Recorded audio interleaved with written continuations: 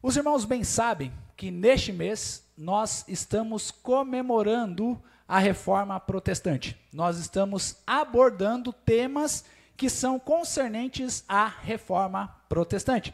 Na semana passada, nós falamos de um dos 5 solas da Reforma Protestante, que é o sola scriptura, as crenças, as doutrinas pautadas naquilo que nós acreditamos. Né? Por que que hoje nós estamos aqui em uma igreja evangélica e não numa igreja católica? Por causa disso que aconteceu lá atrás, por causa disso que aconteceu na história da humanidade, queridos irmãos, que foi a Reforma Protestante. E por isso nós comemoramos. Porque com a Reforma Protestante veio uma grande liberdade para adorarmos a Deus. Veio o conhecimento da verdade, que é a palavra de Deus, queridos irmãos. E nós temos que ser gratos ao Senhor por isso que aconteceu.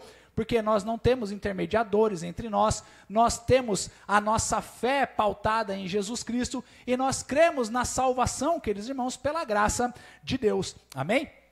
E hoje nós vamos falar sobre 2 temas ou 2 solas da Reforma Protestante. Semana passada nós falamos da sola Escritura, que é somente a Escritura, ou seja, somente a Bíblia que deve pautar o meu pensamento, somente a Bíblia deve pautar o meu conhecimento, a minha prática de fé, tá? E hoje nós vamos falar a respeito de outros 2 solas, e coube ao Senhor, coube a Deus, né, trazer esses 2 solas nessa semana, queridos irmãos, porque como são 5, geralmente a gente tem que abordar uma em cada semana do mês. Mas como neste mês de outubro caiu somente 4 domingos no mês, nós então vamos abordar, queridos irmãos, hoje sola gratia e sola fide. E o porquê que coube ao Senhor tratar a respeito do sola gratia e do sola fide? Porque, queridos irmãos, sejamos sinceros, estes 2 solas, eles fazem um casal perfeito. Por quê? A graça nos alcança, mas nós só conseguimos acessar essa graça através da fé, que é o que nós vamos ver aqui hoje. Então, o tema da mensagem de hoje é sola gratia e sola fide, ou então, somente a graça e somente a fé. Amém? Mas para darmos início, queridos irmãos, eu gostaria de falar com vocês a respeito de algo que eu amo na minha vida. Eu sou apaixonado por filmes. Quem aqui gosta de filme, levanta a mão. Amém? Quem aqui gosta de uma série, levanta a mão. O pessoal aqui geral gosta, né? E certa vez, queridos irmãos, eu estava acessando o catálogo da Netflix. E entre aquelas coisas terríveis, aquela baboseira toda que tem lá, eu achei um filme. E o filme me chamou a atenção pelo nome dele, que se chamava Em Busca do Céu. Em Busca do Céu. Como nós podemos viver em busca do céu? Ou por que o nome desse filme se chamava Em Busca do Céu? Era bem assim a história, queridos irmãos, que eu vou ter que dar um pouquinho de spoiler aqui. Mas o filme é antigo, então não tem problema. Eram 2 meninos, ou 2 crianças, queridos irmãos. E um deles era judeu, o outro era católico. E o menino judeu estava sofrendo de uma gravíssima doença, do qual ele iria morrer. Já estava determinado que ele morreria. E ao ter esse amigo católico, eles começaram a debater ideias a respeito de Deus. E esse menino católico, ele se apegou ao menino judeu, porque ele falou, poxa vida, o meu amigo está sofrendo. O meu amigo está passando por dificuldades. O meu amigo, ele irá morrer. E como que eu posso ajudá-lo nessa jornada angustiante? E aí, o menino judeu tinha dúvidas em seu coração. E uma das dúvidas que ele tinha em seu coração era a respeito do que seria após a morte. Ele queria ser salvo. Ele não queria que as coisas apenas acabassem neste mundo e não houvesse mais nada. Então ele começa a perguntar para o menino católico o que ele precisava fazer para ser salvo. E aí o menino católico, não conhecedor da graça e da fé, ele começa a trazer parâmetros para a salvação daquele menino judeu. E é muito interessante porque no filme, os parâmetros que o menino católico estabelece para o menino judeu são parâmetros inalcançáveis. São parâmetros inatingíveis, são parâmetros impossíveis para aquela criança. Ele vira para o amiguinho dele e fala assim: vamos até a praia porque eu vou te explicar o que é Deus, quem é Deus e como fazer para receber a salvação dele. Aí o menininho judeu vai todo animado até a praia com seu amiguinho católico, e aí o amiguinho católico vira para aquele rapaz doente, debilitado, e fala assim: olha, você está vendo aquela ilha lá? Então, se você for até ela e voltar nadando, você vai ser salvo. Aí o menininho olha assim, olha para a condição dele, olha para a situação dele, olha para a doença dele, olha para a debilidade dele, olha para o tamanho dele, ele olha assim e fala assim: é muito impossível. Não tem o como ir nadando até aquele lugar e voltar. Aí o católico, ele fica meio assim, né? Tá bom, então já que você não consegue, vamos estipular outras coisas que você possa fazer. Aí ele começa a passar uma série de coisas para que aquele menino judeu possa alcançar a salvação. Só que, como eu disse, esse garotinho não conhecia a graça e não conhecia a fé. Dentro deste contexto, queridos irmãos, é mais ou menos o que acontecia na época de Martinho Lutero com relação à Igreja Católica. Por quê, queridos irmãos? Nessa época medieval, ali por volta dos anos 1400 e pouco, lá para o final dos anos 1400, para início dos anos 1500, e aí em 1500 acontece o quê, queridos irmãos? 1500. Descobrimento do Brasil. Muito bem, isso daí não estava na pregação, mas só para testar os conhecimentos históricos dos irmãos aqui, amém, queridos? Então, ali por volta dos anos 1500, Martinho Lutero começa a estudar a palavra do Senhor. Ele começa a ver as práticas da Igreja Católica na sua época. E não somente ele, mas outros estudantes, outros teólogos, outros reformadores começaram a ficar indignados com as práticas que havia dentro da Igreja Católica. E duas dessas práticas principais, queridos irmãos, elas se chamavam as indulgências e as penitências. Ok? O que eram as penitências? As penitências era uma forma de pagar pelos meus pecados sofrendo. E isso até hoje tem, muitas vezes em muitos lugares por aí. Então, como que era o pensamento das pessoas naquela época? Eu pequei. Uma vez que eu pequei, eu preciso confessar os meus pecados para o padre. Aí o padre vai e estabelece para mim as penitências que eu mereço por causa dos meus pecados, para que eu possa, de alguma forma, amenizar os meus pecados. E ali começaram a surgir inúmeras ideias na mente dos padres, como, por exemplo, você se autoflagelar, que seria pegar um chicote, bater nas suas costas 20, 30, 40, 50 vezes, para que de alguma forma você pudesse amenizar o seu pecado. Uma outra forma também seria você fazer jejuns para amenizar o seu pecado. Uma outra forma, como nós vimos hoje de manhã, era você ir em uma cruzada, em uma guerra, para amenizar os seus pecados. Você rezar, sei lá quantas vezes, uma Ave Maria, você rezar quantos Pai Nossos necessários, mais Ave Marias, e aí dependia do pensamento de cada padre fazer uma somatória ali dos seus pecados e atribuir a pena para você. Isso era uma penitência. Só que uma outra coisa que acontecia também na prática eram as indulgências. E o que eram as indulgências? Olha, flagelar dói, né? Você fala assim: ó, você pecou, hein, meu amigo? 40 chibatadas aí no lombo. Aí o camarada fala: 40 chibatadas? Puxa vida, né? Tá pesado. Aí criaram as indulgências, que eram uma forma do quê? De você pagar financeiramente pelos seus pecados. Então, era mais ou menos assim: dê tanto de dinheiro para que você possa absolver este pecado. E aí eram essas duas práticas, as penitências e as indulgências. Tanto é que nós vimos hoje, queridos irmãos, que essa venda de indulgências, ela se tornou tão grave, tão absurda naquela época, que um certo pregador, ele disse o seguinte, queridos irmãos, a respeito das indulgências. Uma pessoa que ela era oficial para vender as indulgências da Igreja Católica. Então ele era mais ou menos um corretor de imóveis das indulgências. Ele era uma pessoa que batia na sua porta, chegava lá e falava assim, olha, você está pecando demais, meu amigo, então tome aqui a sua indulgência, que o Papa já escreveu que você está absolvido dos seus pecados, mas você tem que pagar, tá ok? Paga aqui esse imposto. E aí, queridos irmãos, esse Johann Tetzel, ele disse o seguinte, assim que a moeda tilinta no cofre, a alma salta do purgatório. E nós vimos na nossa aula de hoje que o pensamento das pessoas era mais ou menos assim, a minha mãe morreu, meu pai morreu, meu tio morreu, minha tia morreu.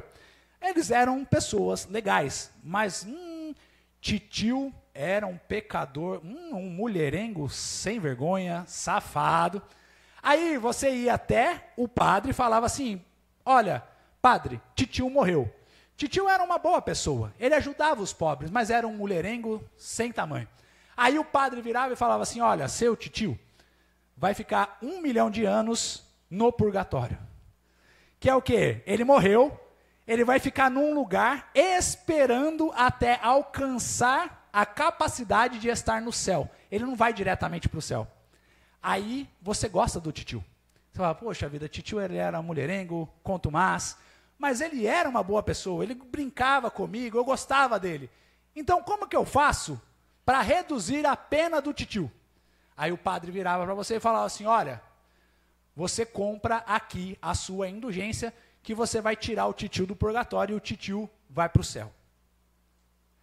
E aí, queridos irmãos, os reformadores, lendo a Bíblia, lendo as Escrituras, não entendiam essas práticas que eram feitas, que é a mesma coisa que nós vemos atualmente. Quantas não são as pessoas que reclamam da igreja? Reclamam dos seus pastores, dos seus líderes, reclamam. Estão corretas em reclamar, porque muitas das práticas que existem nas igrejas por aí, queridos irmãos, não estão pautadas na Bíblia, não estão pautadas nas Escrituras. E a culpa não é de Jesus. A culpa é das pessoas que fazem ou praticam a Bíblia de uma maneira errada. Amém? E aí, queridos irmãos, vamos abrir as nossas Bíblias em Efésios capítulo 2, que foi o que eu li no começo do nosso culto de hoje. Mas aqui nós vamos poder entender, porque este texto de Efésios capítulo 2, do versículo 1 até o 10, ele aborda simplesmente as duas, ou os dois solas, sola gracia e sola fide, que é somente a graça e somente a fé para nos trazer a salvação. Amém, queridos? Então, vamos abrir aí as nossas Bíblias. Diz assim a palavra do Senhor.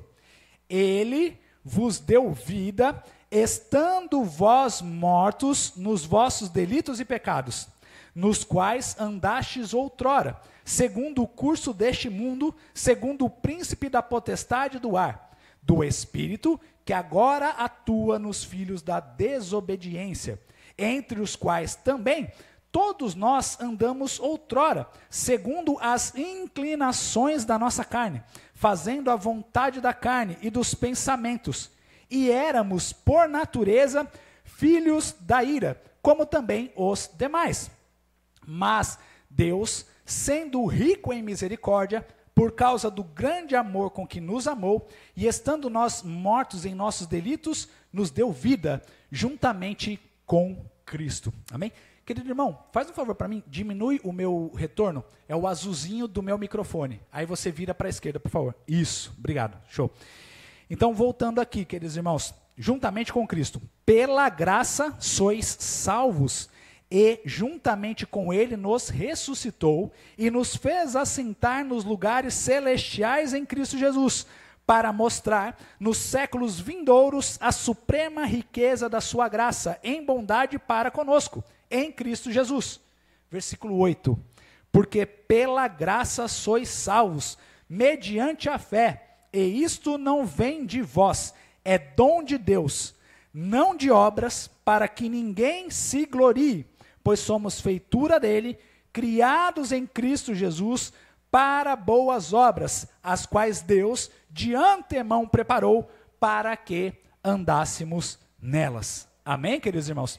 Então, aqui neste texto, e também, queridos irmãos, quando os reformadores eles estavam lendo as Escrituras, vendo que em várias partes da Bíblia, o que salvava era a graça de Deus mediante a fé, que era o sacrifício de Jesus que nos perdoava de todos os nossos pecados, que nos limpava, que nos purificava de todos os nossos pecados, e que nós não precisávamos pagar penitências ou indulgências para termos o perdão dos nossos pecados, que tudo que nós precisávamos era depositarmos a nossa fé em Jesus Cristo para termos a salvação.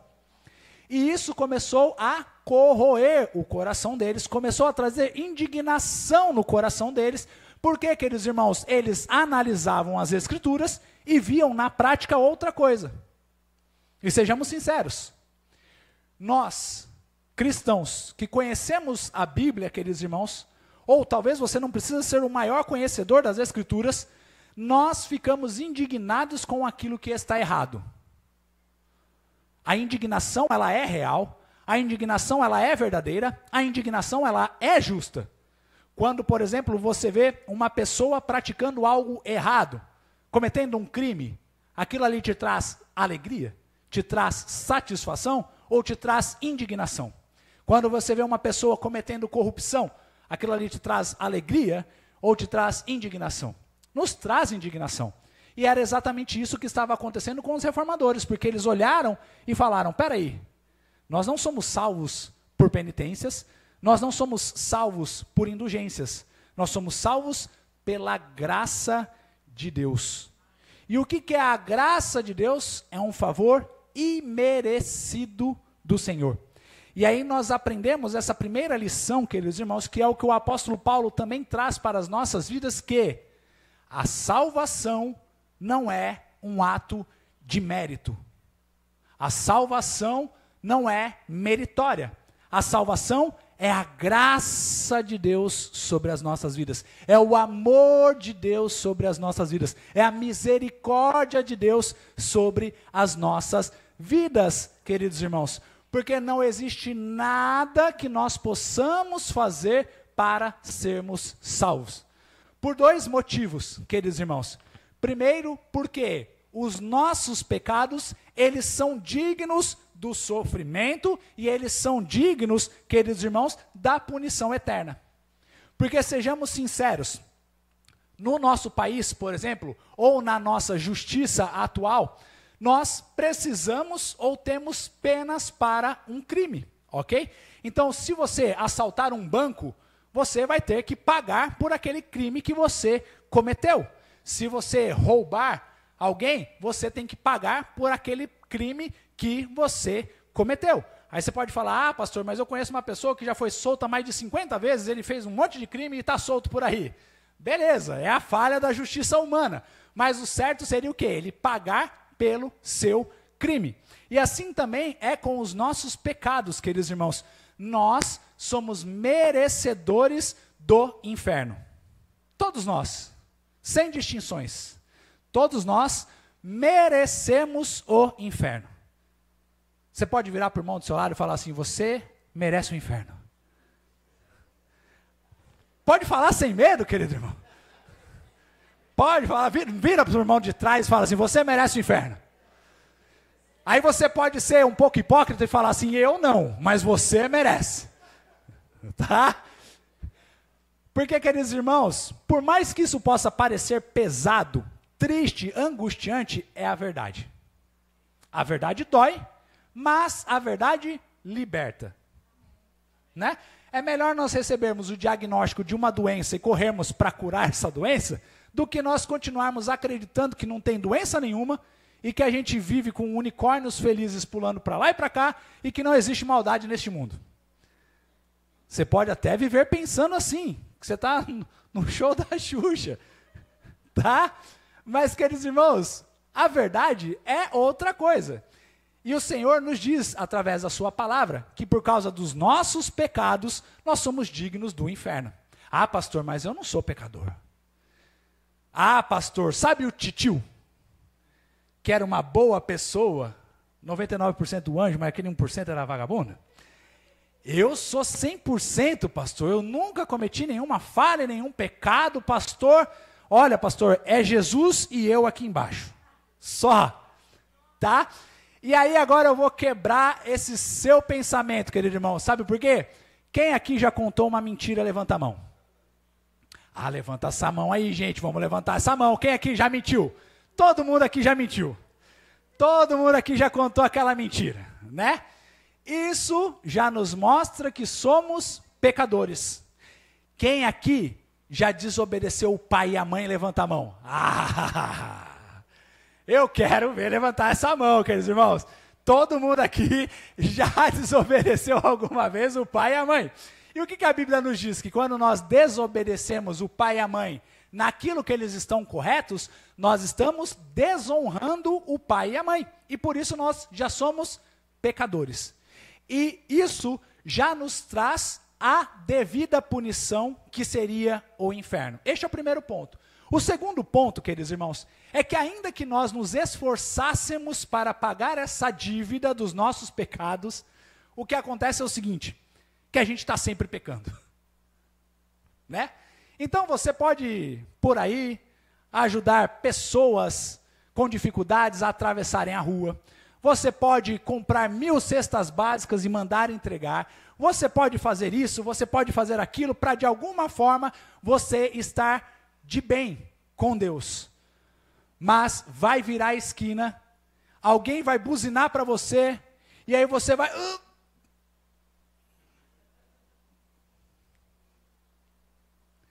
Aí tudo aquilo que você fez de bom cai por terra, né? Ou então você chega para sua esposa, para o seu marido, aí a esposa, né, faz para o marido aquele jantar, prepara aquela mesa maravilhosa, coloca os pratos, e isso, aquilo outro, tal. Aí daqui a pouco o marido fala, poxa amor, está tudo maravilhoso, mas a comida está sem sal. Acabou. A esposa vai falar, ah é, seu sem vergonha, então faz você na próxima. Ó a ira aí já, né? Ou então o marido vai, faz tudo com carinho para a esposa, faz isso, faz aquilo, compra flores. Aí a esposa vira para ele e fala assim, poxa amor, mas que chocolate chinfrim que você comprou, hein? Que chocolate, sem vergonha. Aí o marido faz o quê? Peca de novo. Ele fala, quer saber de uma coisa? Vou levar para o coração, vou guardar mágoa, e agora se ela quiser chocolate, ela que compre. Ela que se vire, não estou nem aí. Aí guarda aquela mágoa no coração. Então, queridos irmãos, nós somos pecadores. E não tem como nós alcançarmos a salvação pelos nossos próprios méritos. Vocês se lembram daquele filme que eu disse? Que era um menininho doente, debilitado, que tinha que ir até a ilha nadando e voltar nadando? Somos nós. Nós somos debilitados diante de Deus para pagarmos o preço dos nossos próprios pecados. Não tem como, queridos irmãos. Certa vez eu coloquei no Facebook, no Instagram, como que nós poderíamos ser salvos pelos nossos próprios méritos. Aí eu coloquei lá, nasça de uma mulher virgem, com o Espírito Santo de Deus, em Israel, na cidade de Belém, sendo profetizado o seu nascimento, nunca peque, morra numa cruz, tal. Aí você vai ser digno de se salvar a si mesmo. Alguém aqui já fez isso? Não. Alguém aqui vai conseguir fazer isso? Não, jamais. Porque nós somos pecadores. Nós somos falhos. Então, a salvação não é, queridos irmãos, um ato de nós para com Deus, mas é um ato de Deus de graça e misericórdia sobre as nossas vidas. Ou seja, Deus chega para nós e diz o seguinte, olha meu filho, você não consegue pagar, está aqui de graça. Está aqui de graça. E sabe o que mais comove o meu coração, queridos irmãos? É que as pessoas, principalmente no Brasil, dizem, de graça, até... Mas de graça as pessoas não querem receber a salvação. Como pode isso? Que injeção na testa vai doer. Injeção na testa, eu não sei, mas... Sei lá, é algo terrível. Né? Vai fazer uma cirurgia, alguma coisa, injeção na testa, algo que dói. E por que as pessoas não recebem de graça a salvação? E queridos irmãos, nós temos tanta dificuldade de aceitarmos a salvação que muitas vezes as pessoas até desconfiam dessa oferta que Deus nos faz. Que oferta que é essa, pastor? A oferta da salvação. Os irmãos sabem que eu, antes de vir aqui, eu trabalhei numa rádio cristã chamada BBN, que é a Rede de Radiodifusão Bíblica, aqueles irmãos. E o que era a nossa função pela BBN? Eu era um representante da rádio. E nós íamos pelas feiras, aí, entregando envelopes, entregando cartõezinhos, falando sobre a salvação de Jesus Cristo, para que as pessoas pudessem ouvir a rádio. Certa vez, uma pessoa na feira, ela veio para conhecer a rádio. E aí eu comecei a falar para ela a respeito da salvação. E aí ela era uma pessoa católica. E não, nada contra, nada para julgar, mas ela era uma pessoa católica, ela já tinha esse pré-concebimento da salvação por méritos. E aí eu fui explicando lindamente para ela, através das Escrituras, a salvação pela graça. Aí eu virei para ela e falei assim, olha, se você morresse hoje, para onde iria a sua alma? Aí ela começou a fazer as contas, porque ela começou a olhar assim e falar, olha, não o que ela falou para mim, mas ela começou a fazer as contas, começou a matutar. Ela estava pensando, olha, eu pequei ali, mas eu fiz um bom papel ali. Aí ela virou, ela falou, não sei. Eu falei, você quer saber a resposta de acordo com a Bíblia? Quero. Aí eu falei para ela, ó, se você crer em Jesus Cristo como o Senhor e Salvador da sua vida, a Bíblia nos diz que você é uma pessoa salva por Ele. Se você crer de todo o seu coração, confessar Jesus Cristo com a sua boca, você é salva por Ele. Aí ela olhou para mim assim e falou assim, só isso? Eu falei, de acordo com as Escrituras é só isso, né? De acordo com a palavra de Deus é só isso. Ela virou e falou assim, nossa, que bonito, mas é difícil de acreditar. Por quê? Quando a oferta é demais, as pessoas desconfiam. E é exatamente isso que acontece nas Escrituras. Deus nos providencia a salvação gratuitamente. Não existe nada que nós possamos fazer em nossas vidas para termos a salvação de Deus. E aí, queridos irmãos, uma vez explicado isso, eu gostaria de trazer para as nossas vidas a aplicação que nós precisamos ter para entendermos a salvação de Jesus Cristo. Sabe por quê, queridos irmãos? Por mais que muitas pessoas entendam a salvação de Jesus, muitas não colocam na prática em suas vidas. Por que não colocam na prática em suas vidas? Por duas coisas. A primeira delas, queridos irmãos, que muitos ainda sofrem, mesmo que seja no meio evangélico, é não confiar na graça de Deus. Quantas não foram as pessoas das quais eu já conversei que me disseram, pastor, eu confio que Deus me perdoou, mas de alguma forma eu não consigo me perdoar. Pelas minhas falhas, pelos meus pecados no passado, por tudo que eu fiz de mal lá atrás, eu não consigo me perdoar. E aí, queridos irmãos, um questionamento que fica para as nossas vidas. Se você passa por essa síndrome, que ela seja quebrada hoje no nome de Jesus. Porque se Deus já te perdoou, quem é você para achar que a sua falta de perdão de si mesmo, olha que doideira, é até difícil filosofar nisso daí. Quem você acha que é para que a sua falta de perdão de si mesmo seja maior ou menos merecedor do que o perdão que já vem de Deus? Como pode? Ah não, Deus me perdoou, tudo bem, mas eu não me perdoo.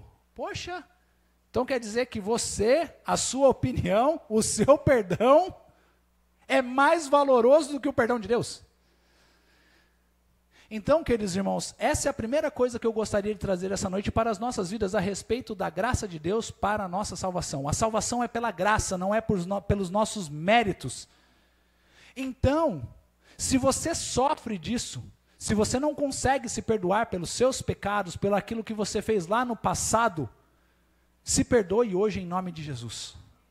Se Satanás vem te perturbar à noite por causa dos seus pecados que você cometeu lá no passado, vira para ele e fala, nenhuma condenação há porque hoje eu estou em Cristo Jesus. A graça de Deus me alcançou, a graça de Deus me salvou, o que eu era eu já não sou mais, eu sou uma nova pessoa para Jesus. Porque essa coisa, queridos irmãos, de ficar se perturbando com aquilo que você fez no passado não pertence a Deus. Isso é papel de Satanás. E isso também serve como papel de acusador de Satanás, que muitas vezes nós nos permitimos ser na vida de outras pessoas. E é o segundo ponto que eu gostaria de trazer aqui a respeito da graça de Deus para a aplicação das nossas vidas, queridos irmãos. Uma vez que nós somos salvos pela graça, nós não podemos nos gloriar. Vira para o irmão do seu lado e fala assim: uma vez que somos salvos pela graça, nós não podemos nos gloriar. Não existe glória nenhuma em nós. A glória está completamente em Jesus Cristo. Olha para essa pessoa redimida do seu lado. Olha para essa pessoa linda, bonita do seu lado, maravilhosa, irmão Paulo. Aqui, ó, coisa, que bênção esse irmão. Olha para o pastor que vos fala. Pastor que você pode olhar e falar assim: poxa vida, olha o pastor aí, que bênção. Olha que cara legal, que cara de Deus. Não existe glória nenhuma em mim. Tudo o que hoje sou é pela graça e pelo poder de Jesus Cristo, através da minha vida. Porque Jesus Cristo pegou um homem, o qual ninguém dava nada, o qual as pessoas olhavam, e como o pastor Campos fala, o improvável dos improváveis, e Jesus olhou e falou assim: você é meu escolhido. Eu vou te salvar, eu vou te redimir, e eu vou fazer você pregar a minha palavra. Se hoje eu faço o que faço, queridos irmãos, não é por causa dos meus méritos, mas é por causa de Cristo, que morreu naquela cruz para me salvar. Se hoje nós louvamos aqui da maneira que nós louvamos, é pela graça de Cristo nas nossas vidas. Porque uma das coisas que acontecem conosco, queridos irmãos, quando nós começamos a frequentar a igreja, e é comum de todos nós, é nós começarmos a nos gloriar. Porque a gente começa a olhar para o lado e fala assim: ó, titio, titio, não tem jeito. Eu sou crente, mas titio, que sem vergonha, hein, titio, de novo? Né? A gente fala: não, mas titio não tem mais jeito. Titio, ele é um mulherengo, não tem mais jeito. Não tem. Olha aí, ó, esse daí não tem salvação. Esse daí já era. Esse daí, ó, entrega para Satanás de presente, porque já é dele. Mas a graça de Deus nos alcança. A graça de Deus nos constrange. Por isso, queridos irmãos, que nós não podemos nos gloriar. Porque assim como Deus te salvou, Ele pode salvar quem Ele quiser. Por isso que nós precisamos continuar orando. Por isso que nós precisamos continuar buscando a Deus por aquelas pessoas que ainda não foram alcançadas pela graça de Deus. Porque a nossa diferença, para elas, não existe.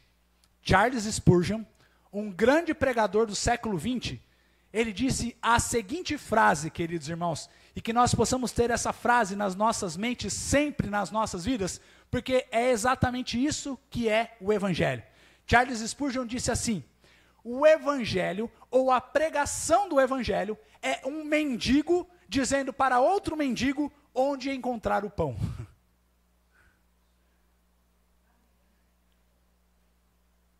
Eu sou pastor pela graça de Deus, mas sem Cristo eu sou um mendigo.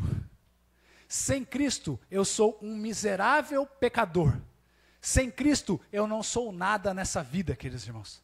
E tudo o que eu estou fazendo hoje não é nada para a minha glória ou pelo meu mérito. Eu só estou dizendo: eu sei onde tem pão. Eu sei onde tem vida. Eu sei onde tem a palavra. Eu sei onde você pode se alimentar. Então, queridos irmãos, que a graça possa ser frequente nas nossas mentes para a nossa vida prática, para a aplicação nas nossas vidas.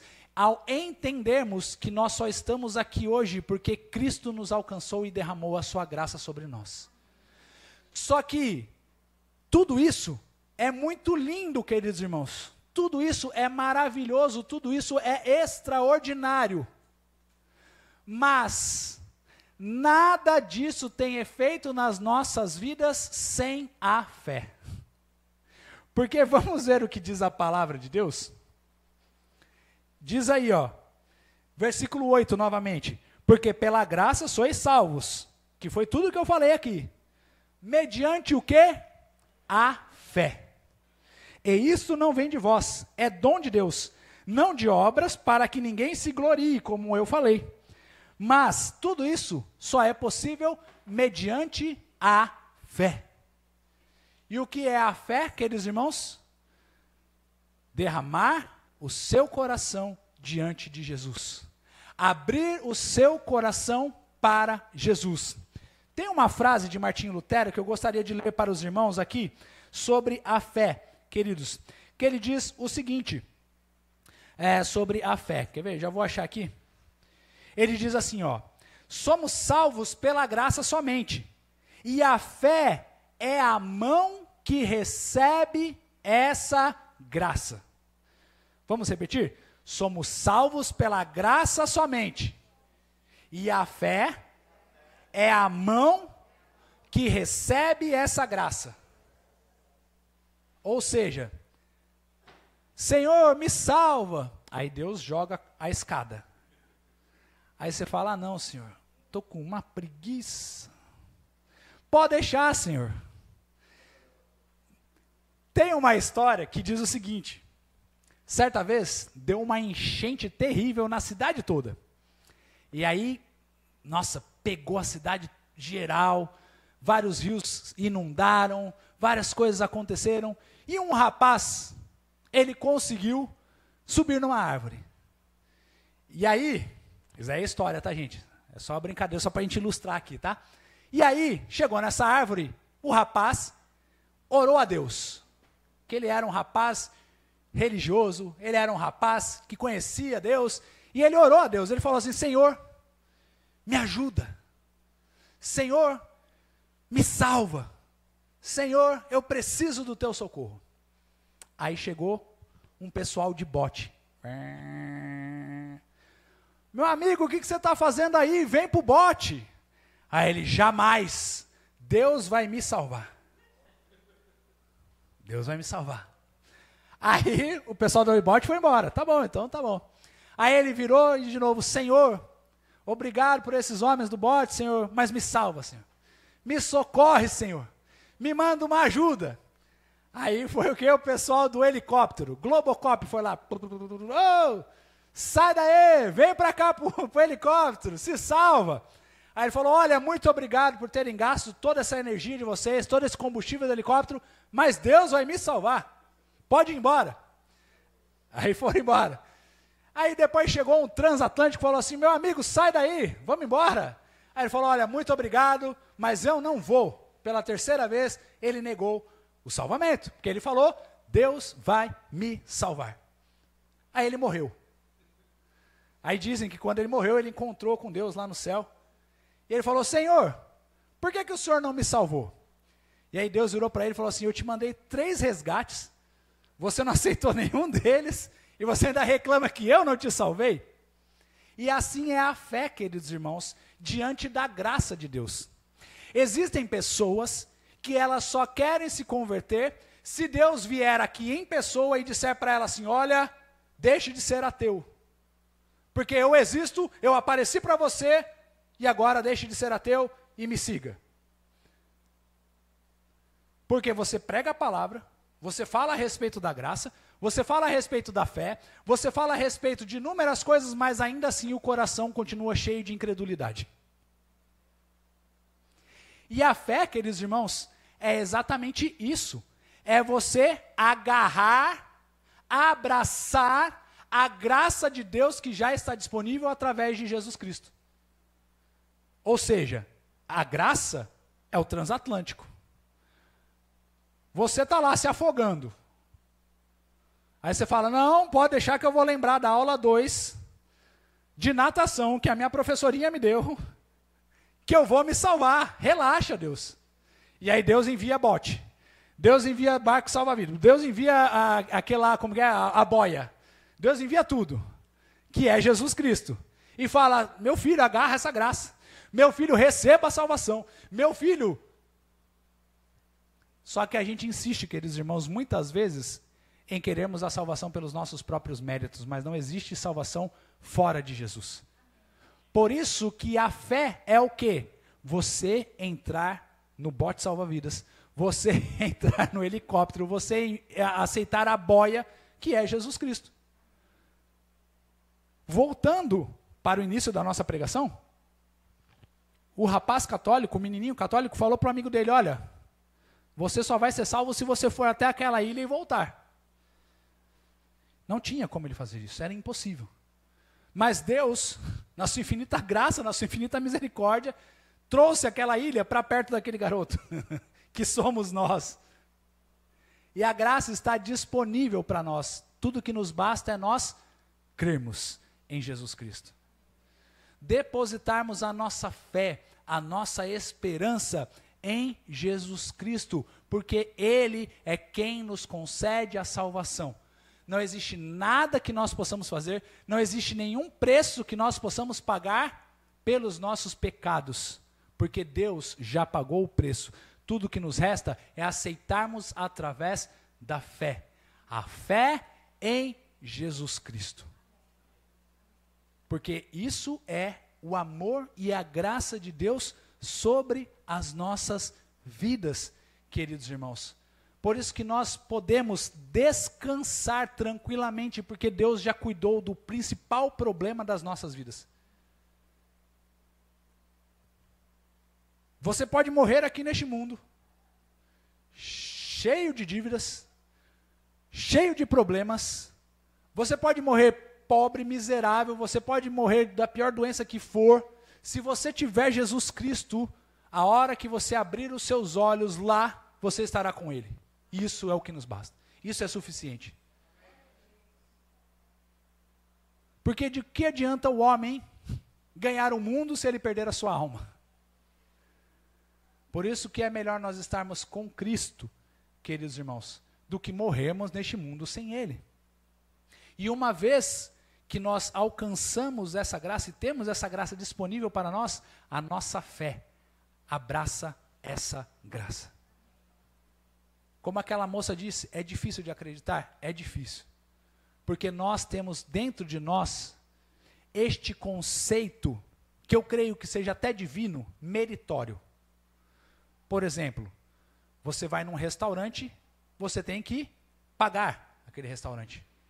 Você vai numa prova, você tem que estudar para passar naquela prova. Isso é mérito. Ok, queridos irmãos? Mas a graça é Deus virar para você assim e falar, olha, a conta do restaurante está paga.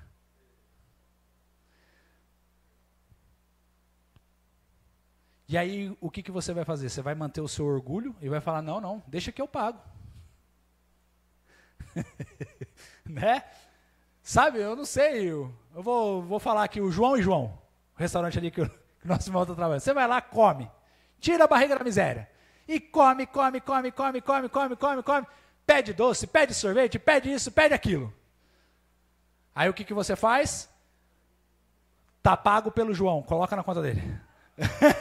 Sacanagem, isso é mancada, é brincadeira com esses irmãos. É Deus virando para a gente falando assim, olha, tá pago. E a gente aceita. Simplesmente isso.